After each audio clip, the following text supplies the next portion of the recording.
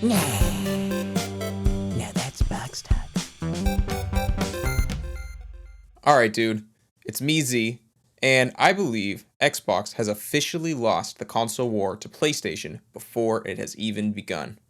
So if you don't know, dude, Xbox just had an hour-long event showcasing games coming to the Xbox platform. And if you want an in-depth review of every game on that list, there are plenty of other videos that you can watch, but I'll be playing the event here in the background for you. So I'm just going to get right into it. That event was garbage. Complete and utter trash. And I'm going to go ahead and save most of the Halo Infinite talk for the follow-up video, so stay subscribed for that. Now, you may be thinking, but Z, you are a Nintendo fanboy. How could you, of all people, be objective when talking about Xbox? And yes, it's true, I'm a Nintendo fanboy for life, but hear me out. That showcase was garbage for multiple reasons, but it all boils down to this. Xbox has a conflicting vision for its own future, and its lack of cohesive focus has given Sony the lead that they will use to win again. So, why am I saying this? The difference between PlayStation's showcase and Xbox's was completely different for two main reasons: exclusivity and gameplay. So how did Sony handle exclusivity and gameplay? When we go to the PlayStation showcase, it was all about one thing: PS5 and the games you can only play there.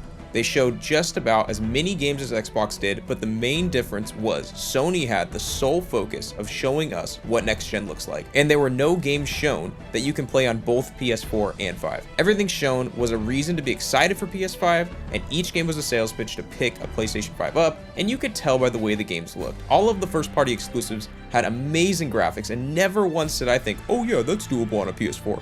On top of all that, there was a lot more gameplay shown for each game instead of CG cutscenes, which again makes it clear how far PS5 will push the graphics. In short, PlayStation showed us.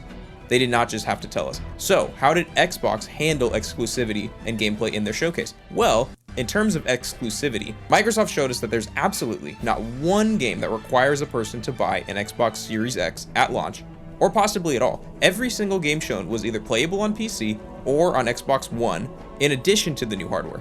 That includes Halo Infinite. So since there are basically no exclusive games, why buy an Xbox? This brings me to their gameplay.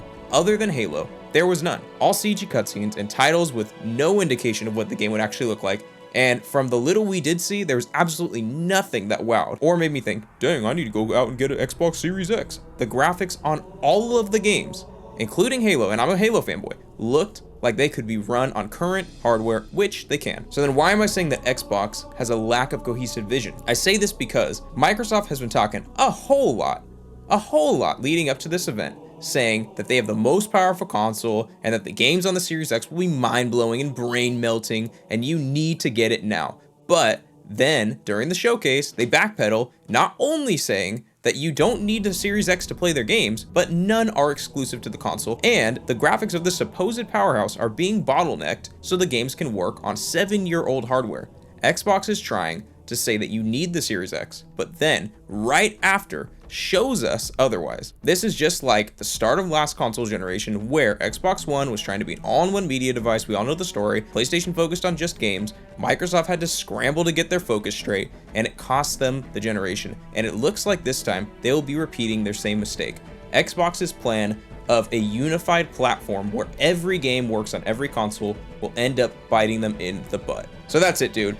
Now, I totally hear you out there complaining in the comments that I'm a Sony pony or a Nintendo fanboy and that I hate Xbox, and I want you to go ahead and vent all about it in the comments. Tell me how wrong I am, and tell me which showcase you liked better, Xbox or PlayStation. If you liked this video, then leave a like, and make sure to subscribe so you don't miss any more. Alright, dude, talk to you later.